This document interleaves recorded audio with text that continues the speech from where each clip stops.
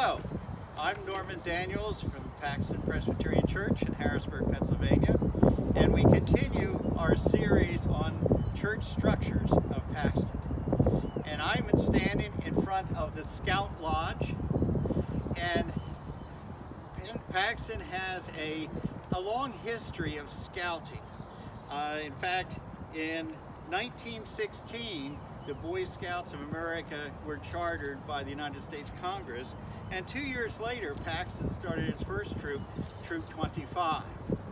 That lasted for several years, and in 1923, Troop 59 was chartered, which stayed in existence for nearly 50 years.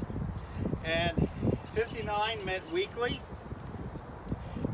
They worked during World War II collecting paper.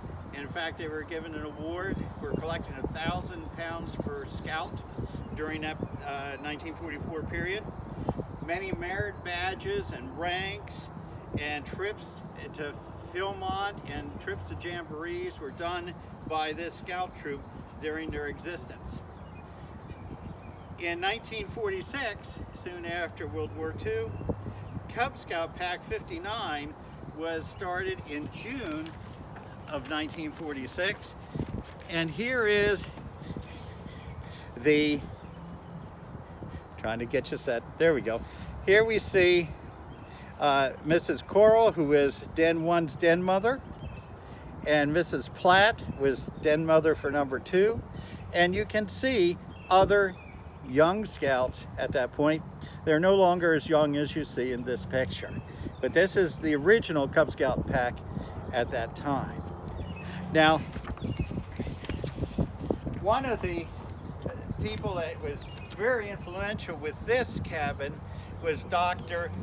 Loomis Christian, and he graduated from the University of Pittsburgh. He moved to the Harrisburg area and was extremely active in the scouting movement, and it's he that donated the resources for this lodge, as it was called. It was modeled after the original log church that we talked about in a previous segment, and it's approximately 20 by 30 feet. And let me get this for you. It was determined by excavations in 1931 how big the original cabin was. They found the original foundation piers. In 1945, an old cabin replica was donated, and it's made out of the original timber from the original church. And when they looked at the length and width and the ratio, they found that it exactly matches the piers, and so that's what they used as a basis to build this cabin behind me. The only change from the original cabin was the west end. This end on the side, we'll look inside and see it, is lower than in the original log church, because that side is where the pulpit was, so they had the picture, or they had the window higher. It was dedicated on April 23rd, 1950, and in the 80s and 1980s and 90s, Weeblo Pack 301 met here, and it was a great place to bring young scouts, because at night you feel like you're in the woods, but if somebody got homesick, you could have them home in a matter of minutes. But many ranks were earned in here with the Weeblos, many merit badges were earned, and it was a great activity. There have been changes to and renovations to this cabin, and in 1998 there was a Eagle Scout project to work on the outside of the cabin and to repoint the chimney and do the logs.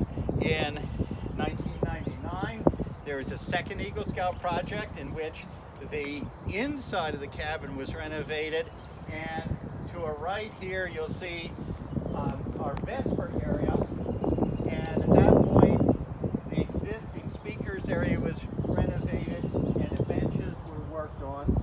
In 2004, a larger, newer speaker stand was made, as well as new tops for the seats. And in 2007, on the other side of the cabin, a fire pit and benches were set. So that's the fourth Eagle Scout project. This side is particularly popular at Christmas when we have carols singing around the campfire. So it's been, those four projects were invaluable. There's also a group called the RGs, retired guys who have done work such as this platform, or this tiled area that we're on, working on the roof, replacing rotting logs, and other activities. So this cabin has been well maintained. And I'd like to go inside so that I can show you the inside just a little bit. So come with me. This is a great fireplace that we use quite often inside the Scout cabin. Interestingly enough, some of the stones from the original piers of the original log cabin have been worked into this fireplace, so that legacy continues. This cabin and the areas have been used for church services, blessing of the pets, Christmas activities, sunrise services, and so the gift given by Dr. Christian, the gift of one person, still makes a large impact on our community today. My name is Norman Daniels from Paxton Presbyterian Church. Feel free to check our website. We have information on our history. We have information, or you can watch previous church services, and at 10:15 on Sunday mornings you can see our live stream service at paxtonchurch.org. Have a blessed day. Talk to you again.